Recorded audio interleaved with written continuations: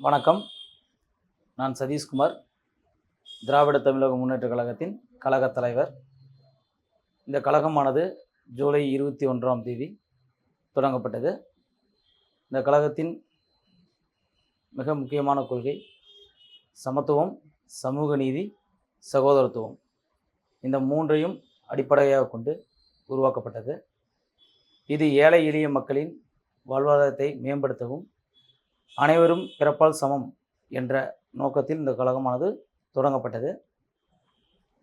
கல்வியில் சிறந்து விளங்கவும், விவசாயத்தில் சிறந்து விளங்கவும், கல்வியை அனைத்து தரப்பின மக்களுக்கும் சிறந்த முறையில் கொண்டு செல்லவும் இந்த கழகம் தொடங்கப்பட்டுள்ளது. தமிழக மக்களின் வாழ்வாதாரத்தை மேம்படுத்தவும், தமிழக மக்களின் வாழ்வுரிமையை மீட்டெடுக்கவும் இந்த கழகமானது தொடங்கப்பட்டது. எனவே இந்த கழகத்திற்கு ஒத்துழைப்பு தருமாறு அன்புடன் கேட்டுக்கொள்கிறேன். மாற்று அரசியலை ஏற்படுத்துமாறு வேண்டி தமிழக மக்களை கேட்டுக்கொள்கிறேன். நன்றி, வணக்கம்.